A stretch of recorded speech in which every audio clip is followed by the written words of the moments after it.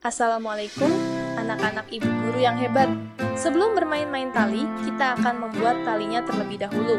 Tahukah kalian, tali permainan ini dibuat dari karet gelang yang dirangkai menjadi panjang. Mari kita perhatikan caranya. Sebelum bekerja, mari kita baca Bismillahirrohmanirrohim terlebih dulu ya. Siapkan beberapa karet gelang yang masih baik dan tidak putus. Kemudian, masukkan satu karet ke dalam karet yang lain. Setelah itu, tarik perlahan hingga membentuk simpul yang kuat.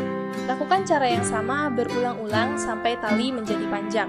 Wah, hebat sekali! Sedikit demi sedikit, karet gelang yang kecil dapat menjadi tali yang panjang dan kuat.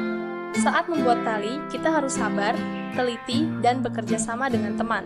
Sekarang, tali sudah siap digunakan. Yuk, kita bermain-main tali bersama teman-teman. Selamat bermain dan tetap berhati-hati ya. Main tali adalah permainan yang sangat menyenangkan. Permainan ini dimainkan bersama teman-teman dengan menggunakan tali. Perhatikan cara bermainnya ya. Dua orang teman memegang tali. Teman yang lain melompati tali secara bergantian. Saat melompat, kita harus menjaga keseimbangan tubuh dan berhati-hati agar tidak menyentuh tali. Wah, hebat sekali! Anak-anak bermain dengan semangat dan gembira. Tahukah kalian?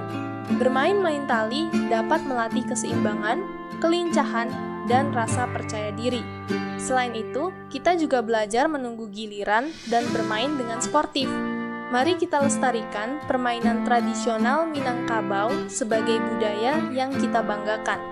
Sampai jumpa pada permainan tradisional berikutnya. Wassalamualaikum warahmatullahi wabarakatuh.